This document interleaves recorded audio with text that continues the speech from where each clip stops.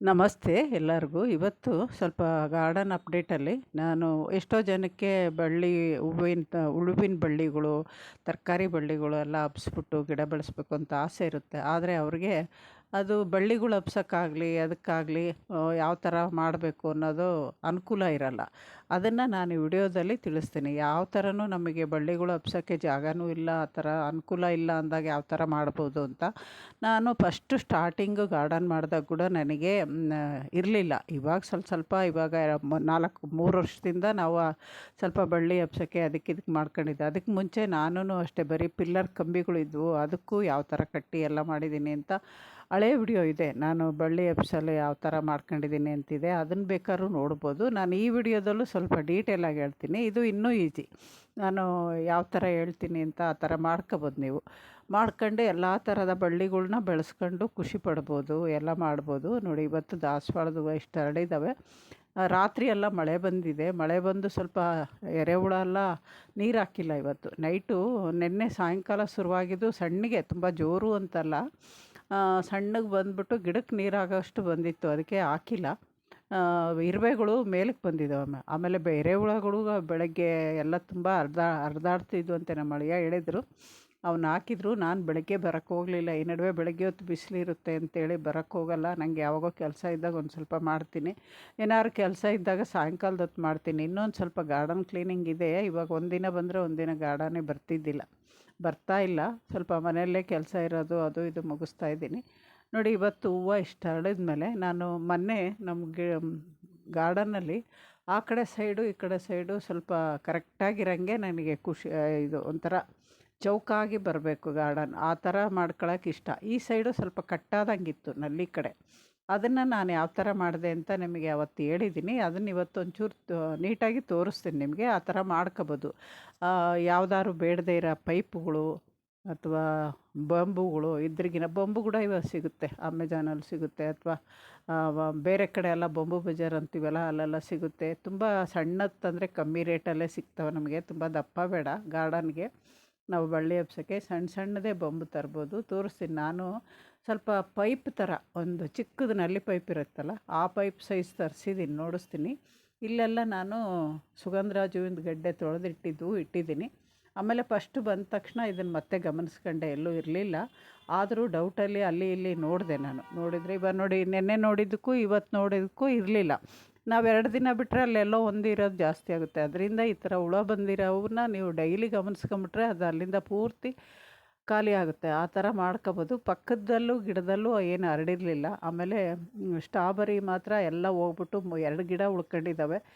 Next ಅವು ಚಿಗುರಿದಾಗ ಅವನ್ನ ಮತ್ತೆ ಜಾಸ್ತಿ ಮಾಡ್ಕೋಬೇಕು. ನಿನ್ನೆ ಸಾಯಂಕಾಲ ಬಂದು ಈ ಟಬ್ಗಳೆಲ್ಲ ಇಷ್ಟಕ್ಕೆ ಮುಗಿಸಿರ್ಲಿಲ್ಲ. 2 ದಿನ ಗಾರ್ಡನ್ ಬರಲಿಲ್ವಲ್ಲ, ಇಲ್ಲಿ ಸ್ಟಾಪ್ ಆಗೈತಿ. ಇಲ್ಲಾಂದರೆ ಅಲ್ಲಿಗೆ ಆ ಕಡೆ ಸಾಲ್ವರೆಗೂ ಮಾಡಿದರೆ.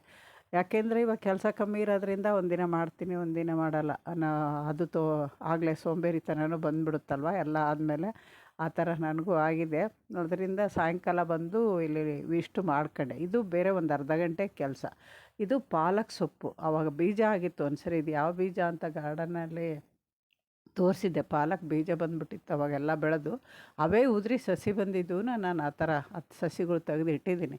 ಆ ಥರ ಪಾಲಕ್ ಒಂದು 5 ಗಿಡ ಇದ್ರೂ ನಮಗೆ ಮನೆಗಾಗೋಷ್ಟು ಸೊಪ್ಪು ಸಿಗುತ್ತೆ. ಆಮೇಲೆ ಇವತ್ತು ಹ್ಯಾಂಡ್ ಪಾಲಿನೇಷನ್ ಮನೆ ಹೇಳಿದೆ. ಮೇಲ್ ಫ್ಲವರು ಫೀಮೇಲು ಬಂದು 2 ಒಟ್ಟಿಗೆ ಬಂದರೆ ನಮಗೆ ಕಾಯಿ ದೊಡ್ಡದಾಗುತ್ತೆ ಅಂತ. ನೋಡಿ, ಇಲ್ಲಿ ಫೀಮೇಲ್ ಫ್ಲವರ್ ಇದೆ, ಮೇಲ್ ಫ್ಲವರ್ ಇಲ್ಲೂ ಕೆಳಗಡೆನೂ ಇದೆ. ಇವಾಗ ಅದನ್ನು ಪಾಲಿನೇಷನ್ ಮಾಡ್ಬೋದು. ಮೇಲ್ ಫ್ಲವರ್ ತೆಗೆದ್ಬಿಟ್ಟು ಈ ಥರ ಲೈಟಾಗಿ ಮೇಲ್ಗಡೆ ರಬ್ ಮಾಡಬೇಕು ಫಿಮೇಲ್ ಫ್ಲವರ್ಗೆ. ಮತ್ತು ಫಿಮೇಲ್ ಫ್ಲವರ್ ಯಾವ ಥರ ಇರುತ್ತೆ ಅಂದರೆ ಕಾಯಿ ಇರುತ್ತೆ. ನಾವು ತುಪ್ರಿರೆಕಾಯಿ ಹಾಕಿದ್ರೆ ತುಪ್ರಿರೆಕಾಯಿ, ಹೀರೆಕಾಯಿ ಹಾಕಿದ್ರೆ ಹೀರೆಕಾಯಿ, ಸೋರೆಕಾಯಿ ಹಾಕಿದ್ರೆ ಸೋರೆಕಾಯಿ, ಆ ಥರ ಇರುತ್ತೆ. ಕಾಯಿ ಆಗಿ ಚಿಕ್ಕದು ಮುಂದೆ ಹೂವು ಬಂದಿರುತ್ತೆ. ಅದು ನೀವು ಬಳ್ಳಿಯಿಂದ ಕಿತ್ತಬಾರ್ದು. ಇದು ಬರೀ ಹೂವು ಬಂದಿರುತ್ತಲ್ಲ, ಅದು ಮೇಲ್ ಫ್ಲವರು. ಅದನ್ನು ತಗೊಂಡು ನಾವು ಫಿಮೇಲ್ ಫ್ಲವರ್ ಮೇಲೆ ರಬ್ ಮಾಡಬೇಕು. ಆವಾಗ ಆ ಕಾಯಿ ಬೆಳೀತಾ ಹೋಗುತ್ತೆ. ಇಲ್ಲ ಅಂದರೆ ಸ್ವಲ್ಪ ಒಂದಿನ 2 ದಿನಕ್ಕೆ ಅದು ಯೆಲ್ಲೋ ಕಲರಾಗಿ ಉದುರೋಗುತ್ತೆ, ಕಾಯಿ ಡೆವಲಪ್ ಆಗೋಲ್ಲ. ಅಕಸ್ಮಾತ್ ಇದು ದುಂಬಿಗಳು, ಜೇನುಹುಳನೋ ಬೇರೆ ಹೂವಿಂದ ಪಾಲಿನೇಷನ್ ಮಾಡಿದ್ರೆ ಆಗುತ್ತೆ. ಇದು ಅದೇ ಥರ ಆಗಿರೋದು. ಪಾಲಿನೇಷನ್ ಮಾಡಿದ್ಮೇಲೆ ಕಾಯಿ ಬೆಳೀತಾ ಇದೆ. ಇದರಲ್ಲಿ ನಾನು ಎಷ್ಟೋ ಕಾಯಿ ಕಿತ್ತಾಕಿದ್ದೀನಿ ಪಾಲಿನೇಷನ್ ಮಾಡೋಕ್ಕಾಗದೆ. ಹೂವು ಇರಲಿಲ್ಲ, ಮಾಡಿರಲಿಲ್ಲ. ಇವು ಬೆಳಗ್ಗೆನೇ ಇರುತ್ತೆ. ಇನ್ನು ಸೋರೆಕಾಯ್ದು ನಾವು ರಾತ್ರಿನೇ ಬಂದ್ ಮಾಡಬೇಕು. ಹೀರೆಕಾಯಿ, ಸೋರೆಕಾಯಿ ಅವು ರಾತ್ರಿ ಹೊತ್ತು ಅರಳುತ್ತೆ. ಇದು ರಾತ್ರಿ ಅರಳಿದ್ರೂ ಬೆಳಗ್ಗೆ ಇರುತ್ತೆ. ನೋಡಿ, ನಾನು ಹಿಂಗೆ ನೋಡ್ಕೊಂಡು ಬಂದೆ. ನನಗೂ ಇಲ್ಲೊಂದು 2 ಎರೆಹುಳ ಕಂಡ್ವು. ಹರಿದಾಡ್ತಿದ್ವು ರಾತ್ರಿ ಮಳೆಗೆ. ಜಾಸ್ತಿ ಮಳೆ ಬಂದಾಗ ಈ ಥರ ಕೆಳಗವರೆಗೂ ನೀರು ಜಾಸ್ತಿ ಆದಾಗ ಬಂದ್ಬಿಡುತ್ತೆ. ನಮ್ಮ ಪಾಟ್ ಎಲ್ಲ ಲೂಸ್ ಇರೋದಕ್ಕೆ ಮಣ್ಣು ಬೇಗ ನೀರು ಇಳಿತಾ ಇರ್ತಾವಲ್ವ, ಅದರಿಂದ ಎರೆಹುಳುಗಳು ಈ ಥರ ಬಂದಿದ್ದಾವೆ ಅನಿಸುತ್ತೆ. ನಾವು ಮಳೆಗಾಲದಾಗ ಕೂಡ ಈ ಥರ ಎರೆಹುಳ ಈಚೆ ಬರಬಾರ್ದು ಅಂದಾಗ ಚಿಕ್ಕ ಚಿಕ್ಕ ಪಾಟ್ ಇಟ್ಕೋಬೇಕು. ಅದನ್ನು ನಾನು ಮತ್ತೆ ಯಾವಾಗಾದ್ರೂ ತೋರಿಸ್ತೀನಿ. ಬೇಸಿಗೆಗಾಲದಲ್ಲೂ ಇಟ್ಕೋಬೋದು, ಮಳೆಗಾಲದಾಗೂ ಇಟ್ಕೋಬೋದು, ಎರಡಕ್ಕೂ ಯೂಸ್ ಆಗುತ್ತೆ. ಮಳೆಗಾಲದಾಗೆ ಒಂದು ಪಾಟ್ ಇಟ್ಟರೆ ಸಾಕು. ಬೇಸಿಗೆಗಾಲದಲ್ಲಿ ನೀವು ಪಾಟ್ ಸುತ್ತ ಇಟ್ರೂ ನಡೆಯುತ್ತೆ, ತೇವಾಂಶ ಇರುತ್ತೆ. ಮಳೆಗಾಲದಲ್ಲಿ ಒಂದು ಇಟ್ಕೊಂಡ್ರೆ ಅದರ ಅಡಿಲೇ ಎರೆಹುಳಗಳು ಸೇವ್ ಆಗ್ತವೆ ಅಷ್ಟೇ. ಅಷ್ಟಕ್ಕೆ ಇಟ್ಕೋಬೇಕು, ಅದಕ್ಕಿಂತ ಜಾಸ್ತಿ ಇಟ್ಕೊಳಕ್ಕೆ ಹೋಗ್ಬಾರ್ದು ಅವಾಗ. ಇಲ್ಲ ಅಂದರೆ ನೀರು ಜಾಸ್ತಿ ಆಗುತ್ತೆ ಅದರಿಂದ. ಇದು ಶಂಕರಪುರಂ ಮಲ್ಲಿಗೆ ಸ್ವಲ್ಪ ಹೂವೆಲ್ಲ ಆಗೋಯ್ತು. ಅದನ್ನು ಲೈಟಾಗಿ ಪ್ರೋನ್ ಮಾಡ್ಕೋಬೇಕು. ಇನ್ನೂ ಮಾಡ್ಕೊಂಡಿಲ್ಲ. ಇನ್ನೊಂದು ಚೂರು ಬೆಳೀಲಿ ಅಂತ ತೊಟ್ಟು ಮಾತ್ರ ತೆಗಿತಾ ಇದ್ದೀನಿ ಕೈಯಿಂದ. ಇದು ತುಂಬ ಸುವಾಸನೆ ಅಂತ ಅಂತಾರೆ. ಅದೇನು ನನಗೇನು ಅಷ್ಟು ಅನಿಸ್ಲಿಲ್ಲ. ನಮ್ಮ ದುಂಡು ಮಲ್ಲಿಗೆ ಹೂವಿನಕ್ಕಿಂತ ವಾಸನೆ ಏನಿಲ್ಲ ಅದು. ನನಗೆ ನಮ್ಮೂರ ಕಡೆ ದುಂಡು ಮಲ್ಲಿಗೆ, ಸೂಜಿ ಮಲ್ಲಿಗೆ ಅವೇ ಚೆನ್ನಾಗಿದ್ದಾವೆ ಅನ್ನಿಸ್ತು. ಜಾಜಿ ಮಲ್ಲಿಗೆ ಅಂತೂ ಇನ್ನೂ ಘಮ ಇರುತ್ತೆ ನಮ್ಮದು. ನಾನು ತಂದುಕೊಟ್ಟಿದ್ರಲ್ಲ, ಬೆಳೆಸ್ಬೇಕು ಅನ್ನೋ ಇದಕ್ಕೆ ಬೆಳೆಸಿದ್ದು ಅದು. ಆಮೇಲೆ ಇವತ್ತು ನೋಡಿಸ್ತೀನಿ ನೋಡಿ, ಇವು ಬಂಬು ನಾನು ಹೇಳಿದ್ನಲ್ಲ, ನಲ್ಲಿ ಪೈಪ್ ಅಷ್ಟು ದಪ್ಪ ತಂದಿದ್ದೀವಿ. ಸುಮಾರು 15 ತರಿಸ್ದೆ ನಾನು. ನೋಡೋಣ ಎಷ್ಟಾಗುತ್ತೆ ಅಂತ. ಯಾವ ಥರ ಕಟ್ಟಿದ್ದೀನಿ ಅಂತ ತೋರಿಸ್ತೇನೆ. 2 ಥರನೂ ಕಟ್ಟೋಕ್ಕಾಗುತ್ತೆ ಇದು. ಇದರಲ್ಲಿ ಸೀಳ್ಬಿಟ್ರೆ ಮಧ್ಯ 4 ಆಗುತ್ತೆ ನೋಡಿ. ಇಲ್ಲಿ ಒಂದೇ ಒಂದು ಕಟ್ಟಿದ್ವಿ ನಾವು, ಅವತ್ತು ತೋರಿಸ್ದೆ ನೋಡಿ. ಒಂದೇ ಒಂದು ಕಟ್ಟಿದೆ. ಮಹೇಶ್ ಬಂದು ಕಟ್ಕೊಟ್ಟ. ಇದು ತುಂಬ ಥ್ಯಾಂಕ್ಸ್ ಮಹೇಶ್ ನಿಮಗೆ. ಇಲ್ಲಿ 2 ನಾವು ಸ್ವಲ್ಪ ಉದ್ದ ತರಬೇಕಾಗಿತ್ತು, ಚಿಕ್ಕದಾಯಿತು ಅಂತೇಳ್ಬಿಟ್ಟು 2 ಬೊಂಬು ಸೇರಿಸಿ ಮಧ್ಯ ದಾರ ಕಟ್ಬಿಟ್ಟು, ಇದು ತೆಂಗಿನ ನಾರಿಂದ ಹಗ್ಗ ಬರುತ್ತಲ್ಲ, ಅದು ಕಟ್ಬಿಟ್ಟು ಈ ಸೈಡ್ಗೆ ಆ ಸೈಡ್ಗೆ ಇದು ಕಟ್ಟಿದ್ದೀವಿ. ಯಾಕೆಂದರೆ ಇಲ್ಲಿ ಕೆಳಗಡೆ ನಾವು ಯಾವ್ದಾದ್ರು ಬಳ್ಳಿ ಗಿಡಗಳು ಇಟ್ರೂ ಇದಕ್ಕೊಂದು ದಾರ ಕಟ್ಟಿ ಕೆಳಗಡೆ ಬಳ್ಳಿ ಗಿಡಗಳು ಹಬ್ಬಿಸ್ಬೋದು. ಆ ಥರ ಅನುಕೂಲ ಆಗುತ್ತೆ. ಇದು ನನಗೆ ಇಲ್ಲಿ ಕಟ್ಟೋಕ್ಕೆ ಅನುಕೂಲ ಇರೋದಕ್ಕೆ ಕಟ್ಟಿದ್ದೀನಿ. ಅನುಕೂಲ ಇಲ್ಲದೇ ಇದ್ರೂ ಯಾವ ಥರ ಮಾಡಬೇಕು ಅಂತ ಮುಂದೆ ತೋರಿಸ್ಕೊಂಡು ಹೋಗ್ತೀನಿ. ವಿಡಿಯೋ ಪೂರ್ತಿ ನೋಡಿ, ಸ್ಕಿಪ್ ಮಾಡಬೇಡಿ. ನಿಮಗೆ ಅನುಕೂಲ ಆಗುತ್ತೆ ನಾನು ಹೇಳೋದು ನಿಮಗೆ. ಆಮೇಲೆ ಇಲ್ಲಿ ದೊಡ್ಡ ದೊಡ್ಡ ಗಿಡಗಳು ಇದ್ವಲ್ಲ, ಮಾವಿನ ಮರ, ಈ ಕಡೆ ಆಪಲ್ ಗಿಡ ಅವೆಲ್ಲ ಇದ್ವು. ಆವಾಗ ಸ್ವಲ್ಪ ಬಳ್ಳಿಗಳು ಈ ಕಡೆ ಸೈಡ್ಗೆ ಓಡಾಡಲ್ಲ ಅಂತೇಳ್ಬಿಟ್ಟು ಆ ಮರ ಸ್ವಲ್ಪ ಹೈಟ್ಗೆ ನಾನೊಂದು ದಾರ ಕಟ್ಟಿ ಬಳ್ಳಿ ಹಬ್ಸಿದ್ದೆ. ಇಲ್ಲಿ ಇದು ಕುಂಬಳಕಾಯಿ ಬಳ್ಳಿ ಅನಿಸುತ್ತೆ, ಅದು ಬಂದಿದ್ದಾವೆ. ಅವನ್ನೆಲ್ಲ ನಾನು ಮೇಲೆ ಕಬ್ಸ್ಬೇಕು, ಇನ್ನೂ ದಾರ ಮಾಡಬೇಕು ನೋಡಿ. ಇಲ್ಲೂ ಅಷ್ಟೇ, ಇಲ್ಲೂ ಬಳ್ಳಿ ಬರ್ತಾ ಇದ್ದಾವೆ. ಅಲ್ಲೂ ಒಂದು ಕೋಲಿಟ್ಟಿಡಬೇಕು. ಇನ್ನು ಮೇಲೆ ಕಬ್ಸೋಕ್ಕೆ ಜಾಗ ಮಾಡಬೇಕಲ್ವ, ಈ ಥರ ಮಾಡಬೇಕು. ನಾನು ಈ ಥರ ಇವತ್ತು ಕಟ್ಟಿದ್ದೀವಿ ನಾವು. ಇಲ್ಲಿ ಚೌಕಕ್ಕೆ ಕಟ್ಟಿದ್ದೀವಿ. ಯಾಕೆ ಫಸ್ಟೆಲ್ಲ ಕಟ್ಟೋದೆಲ್ಲ ನೋಡಿ ಈ ಕಡೆ ಐತಲ್ಲ, ಇದು ನೋಡಿ ಬಳ್ಳಿ ಬೆಳೀತಾ ಬೆಳೀತಾ ಭಾರ ಆಗ್ಬಿಡುತ್ತಲ್ಲ, ಕ್ರಾಸ್ ಆಗಿಬಿಡುತ್ತೆ ದಾರ. ಅದರಿಂದ ನಾನು ಈ ಸರಿ ಯಾವ ಥರ ಮಾಡಿದ್ದೀನಿ ಅಂತ ತೋರಿಸ್ತೀನಿ. ಅದರಿಂದ ಪೂರ್ತಿ ನೋಡಿ ವಿಡಿಯೋ, ಸ್ಕಿಪ್ ಮಾಡಬೇಡಿ ಅಂತ ಹೇಳಿದ್ದು. ನಾವು ಬರೀ ದಾರ ಕಟ್ಕೊಂಡ್ರೆ ಕೆಳಗಡೆ ಮೇಲ್ಗಡೆ ನಾವು ಎಳೆದು ಬಿಗಿದಾಗ ಅದು ಮಧ್ಯದಲ್ಲಿ ಒಂಥರ ಕೆಳಗಡೆದು ಮೇಲಕ್ಕೆ ಹೋದಂಗಿರುತ್ತೆ, ಮೇಲ್ಗಡೆದು ಕೆಳಕ್ಕೆ ಬಂದಂಗೆ ಹೋಗಿ ಮಧ್ಯದಲ್ಲಿ ಜಾಗ ಕಮ್ಮಿ ಆಗ್ಬಿಡುತ್ತೆ. ಆಮೇಲೆ ನೋಡೋಕ್ಕೂ ಅಷ್ಟು ಚೆನ್ನಾಗಿರಲ್ಲ. ಇವಾಗ ಆ ಥರ ಬೇಡ ಅಂತೇಳ್ಬಿಟ್ಟು ನಾನು ಆ ಬೆಂಬು ತರಿಸಿ ಯಾವ ಥರ ಮಾಡಿದ್ದೀನಿ ಅಂತ ತೋರಿಸ್ತೀನಿ ನೋಡಿ. ಈ ಥರ ಪಿಲ್ಲರ್ ಏನಾರು ನಿಮಗೆ ಇದ್ದರೆ, ಪಿಲ್ಲರ್ ಇದ್ರಿಗಿನ ನೀವು ಆ ಕಡೆ ಈ ಕಡೆ ಪಿಲ್ಲರ್ ಮೇಲೆ ಒಂದು ಬೆಂಬು ಇಟ್ಕೊಂಡು ಕಟ್ಬೋದು. ಇಲ್ಲ ಅಂದರೆ ನೋಡಿ, ಇಲ್ಲಿ ನಾನು 5 ಇದು ನೀರಿನ ಬಾಟ್ಲು, ಬಕೀಟು 20 ಲೀಟ್ರ್ ಬಕೀಟಲ್ಲಿ ಮಲ್ಲಿಗೆ ಹೂವಿನ ಗಿಡ ಹಾಕಿದ್ದೀನಲ್ವ. ಇಲ್ಲಿ ನನಗೆ ಹಬ್ಸೋಕ್ಕೆ ಏನೂ ಇಲ್ಲ. ಇದು ಪೈಪು, ನೀರಿನ ಪೈಪು, ಪ್ಲಾಸ್ಟಿಕ್ದು. ಈ ಥರದ್ದು ನೀವು ಮಣ್ಣೊಳಗೆ ಉಣ್ಬಿಡಿ. ತುಂಬ ಉದ್ದ ಇರಬೇಕು. ನಿಮಗೆ ಎಷ್ಟು ಉದ್ದ ಬೇಕು ಚಪ್ರ ಅನ್ನೋದು ನೋಡ್ಕೊಂಡು ಆ ಥರ ಪೈಪ್ ಇಟ್ಕೊಂಬಿಡ್ಬೇಕು. ಪೈಪು ಪೂರ್ತಿ ಬಕೆಟ್ಗೆ ತಳದವರೆಗೂ ಹೋಗಿರಬೇಕು, ಮೇಲ್ಮೇಲೆ ಇಟ್ಕೋಬಾರ್ದು. ಆಮೇಲೆ ಈ ಕಡೆ ಒಂದು ನೀರಿಂದ್ರಲ್ಲೂ ಸೇಮ್ ಅದೇ ಥರ ಪೈಪ್ ಇಟ್ಕೋಬೋದು. ನನಗೆ ಇದು ಐತೆ ಅಂತ ನಾನು ಪೈಪ್ ಇಟ್ಟಿಲ್ಲ ಈ ಸೈಡು. ಆ ಸೈಡ್ ಏನೂ ಇಲ್ಲಲ್ಲ ಅಂತ ಪೈಪ್ ಇಟ್ಟಿದ್ದೀನಿ. ಈ ಸೈಡ್ 2 ಕಡೆ ಪೈಪ್ ಇಟ್ಬಿಟ್ಟು ನೀವು ಇದು ಮರದ್ದು 4 ಪೀಸ್ ಮಾಡ್ತಾರೆ ಅಂತೀವಲ್ಲ, ಅದು ಮಣ್ಣೊಳಗೆ ಇಟ್ಬಿಟ್ರೆ ನಿಮಗೆ ನಿಧಾನವಾಗಿ ಅದು ಕೊಳೆತು ಮುರಿದೋಗುತ್ತೆ. ಅದ್ರ ಬದಲು ನೀವು ಅದನ್ನು ಯಾವ ಥರ ಇಡಬೇಕು ಅಂತ ಇಲ್ಲಿ ತೋರಿಸಿದ್ದೀನಿ ನೋಡಿ. ಇದು ಮಣ್ಣೊಳಗೆ ಹೋಗಬಾರ್ದು, ಕೆಳಗಡೆ ಇರಬೇಕು ನೋಡಿ. ಈ ಥರ ಓಪನ್ ಆಗಿರಬೇಕು. ಈ ಥರ ಇದ್ದಾಗ ಅದು ಮಣ್ಣೊಳಗೆ ಹೋಗಲ್ಲ. ನಾವು ಹಾಕಿದ್ದು ಹೆಂಗೆ ಬೇಕೋ ಹಂಗಿರುತ್ತೆ. ಅದಾದಮೇಲೆ ನಾವು ದಾರ ಎಳೆದು ಕಟ್ಟಿದಾಗ ಇದು ಕೂಡ ಹಂಗೆ ಕ್ರಾಸ್ ಆಗುತ್ತೆ, ಅಷ್ಟು ಚೆನ್ನಾಗಿ ಬರೋಲ್ಲ.